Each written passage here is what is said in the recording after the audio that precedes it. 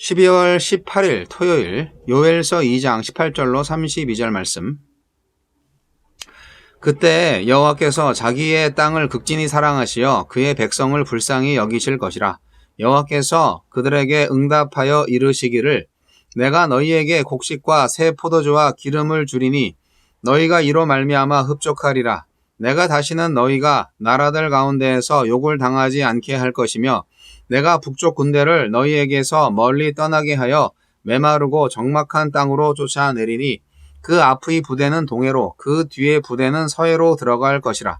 상한 냄새가 일어나고 악취가 오르리니 이는 큰일을 행하였음이니라 하시리라. 땅이여 두려워하지 말고 기뻐하며 즐거워할지어다. 여호와께서 큰일을 행하셨음이로다. 들짐승들아 두려워하지 말지어다. 들의 풀이 싹이 나며 나무가 열매를 맺으며 무화과 나무와 포도나무가 다 힘을 내는도다. 시온의 자녀들아 너희는 너희 하나님 여호와로 말미암아 기뻐하며 즐거워할지어다. 그가 너희를 위하여 비를 내리시되 이른 비를 너희에게 적당하게 주시리니 이른 비와 늦은 비가 예전과 같을 것이라. 마당에는 밀이 가득하고 독에는 새 포도주와 기름이 넘치리로다. 내가 전에 너희에게 보낸 큰 군대 곧 메뚜기와 느치와 황충과 팥중이가 먹은 횟수대로 너희에게 갚아주리니 너희는 먹되 풍족히 먹고 너희에게 놀라운 일을 행하신 너희 하나님 여호와의 이름을 찬송할 것이라. 내 백성이 영원히 수치를 당하지 아니하리로다. 그런즉 내가 이스라엘 가운데에 있어 너희 하나님 여호와가 되고 다른 이가 없는 줄을 너희가 알 것이라. 내 백성이 영원히 수치를 당하지 아니하리로다. 그 후에 내가 내 영을 만민에게 부어주리니 너희 자녀들이 장래 일을 말할 것이며 너희 늙은이는 꿈을 꾸며 너희 젊은이는 이상을 볼 것이며 그때 내가 또 내 영을 남종과 여종에게 부어줄 것이며 내가 이적을 하늘과 땅에 베풀리니 곧 피와 불과 연기 기둥이라. 여호와의 크고 두려운 날이 이르기 전에 해가 어두워지고 달이 핏빛같이 변하려니와 누구든지 여호와의 이름을 부르는 자는 구원을 얻으리니 이는 나 여호와의 말대로 시온산과 예루살렘에서 피할 자가 있을 것이며 남은 자 중에 나 여호와의 부름을 받을 자가 있을 것임이니라. 아멘. 이른 비와 늦은 비의 은혜. 하나님은 겸손한 회개의 기도를 외면하시지 않습니다. 비록 지금 어려움을 겪고 있을지라도 그분의 놀라운 회복은 멀지 않습니다. 하나님은 어떤 분입니까? 자기 백성을 긍휼히 여기시는 분입니다. 이전에는 내 땅에 재앙을 내리셨지만 이제는 그 땅을 향한 열망을 보이실 것이라고 마음합니다. 그러니 상황 너머에 있는 그분의 신실한 사랑을 기대하며 사십시오. 그 회복의 때가 언제일지 알 수 없기에 조바심이 나고 답답하지만 하나님이 나보다 나를 더 잘 아시고 사랑하시는 분임을 잊지 맙시다.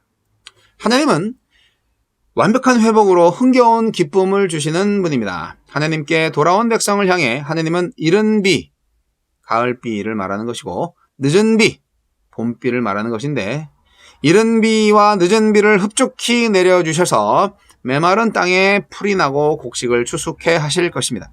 지금 어떤 절망 속에 빠져 있습니까?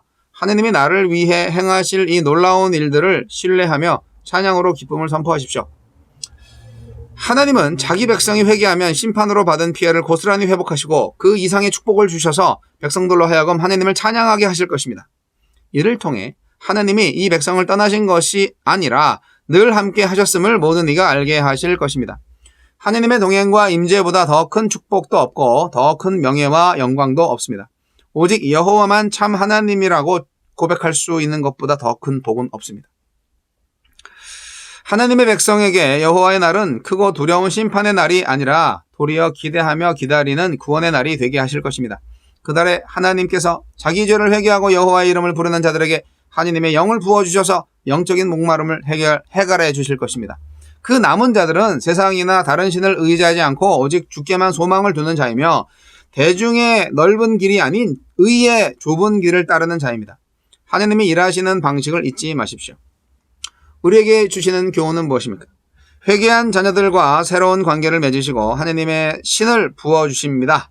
죄 가운데 있던 모든 육체에게 내려진 심판의 저주가 완전히 풀리고 새 창조의 역사가 열리는 감격적인 순간입니다. 이 은총이 주님께 순종한 내게까지 이어지고 있음에 감사합시다. 주여, 회개를 통하여 하나님이 주시는 참된 회복의 은총을 누리게 하소서. 자기 백성을 극진히 사랑하시는 하나님께서 이른 비와 늦은 비를 다시 회복해 주시겠다, 이런 말씀이죠. 농사를 짓는 사람들의 입장에서는 비가 아주 중요하죠. 태양과 딱딱 때에 맞는 비들이 이제 농사를 잘 되게 만드니까요. 자기 땅을 정말 사랑하시고 자기 백성을 정말 사랑하시는 하나님께서 왜 메뚜기를 보내셨나요? 네, 그 백성이 죄를 지었기 때문이죠.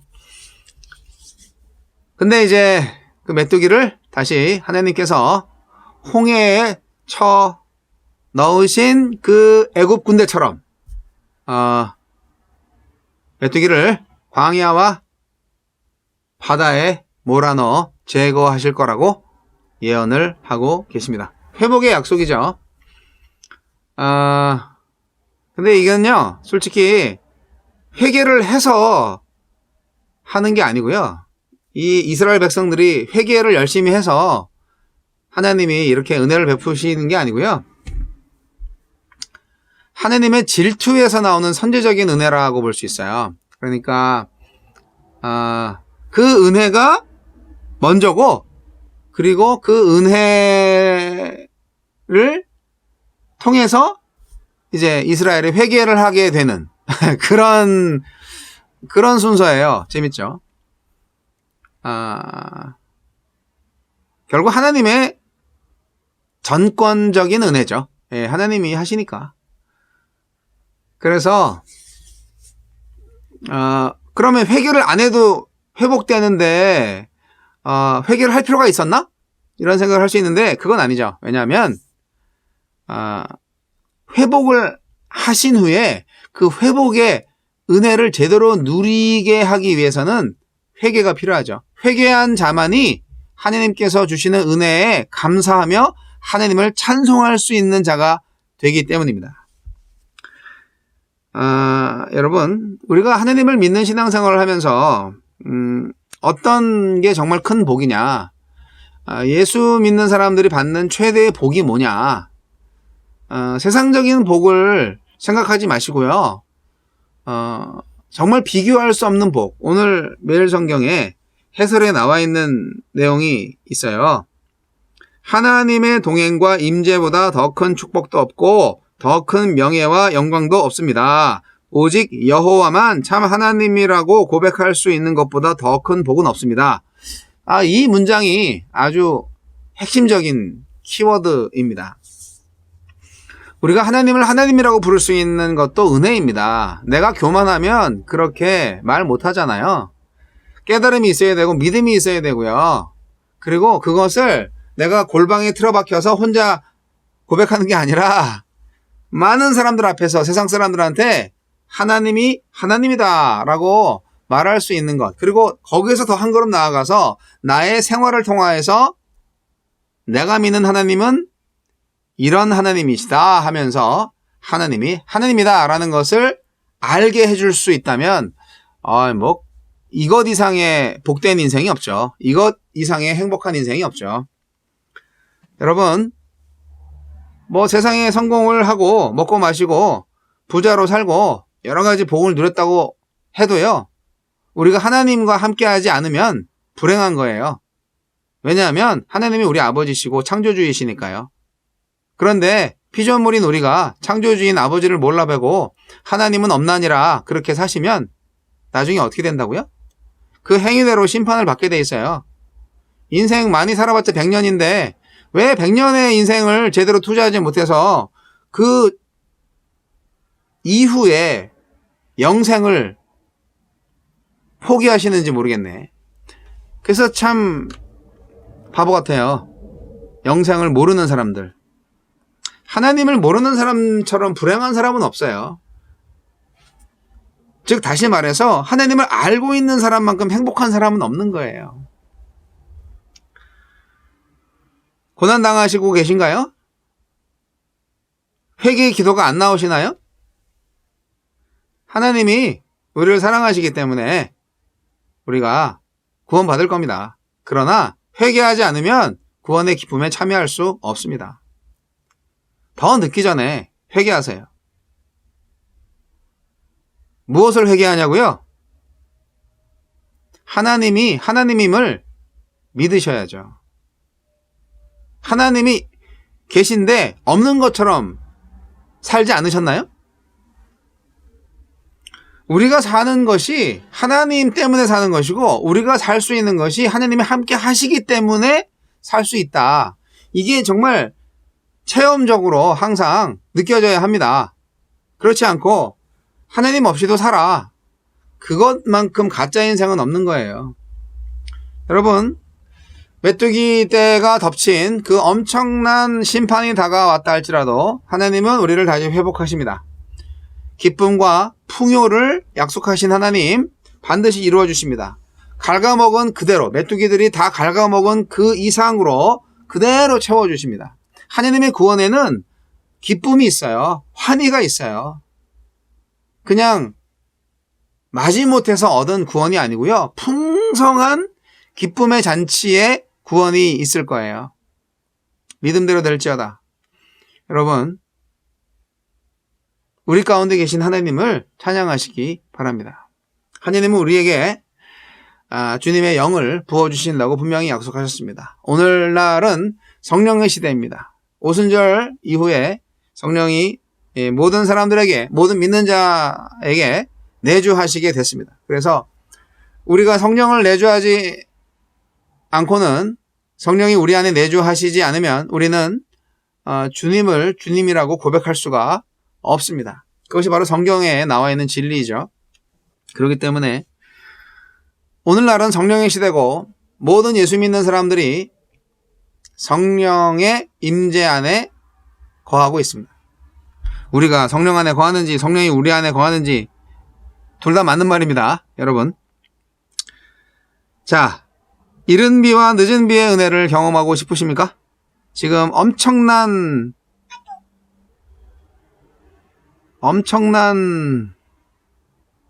뭐랄까, 고난? 좌절? 실패? 외로움? 그런 게 있다 할지라도 사실 요즘 코로나 때문에 여러 가지로 많이 힘드시죠. 주위에 코로나로 운명을 달리한 사람도 있고요. 고통당하는 사람들도 있고요. 백신 부작용으로 힘들어하는 가족도 있습니다. 남의 얘기가 아닙니다.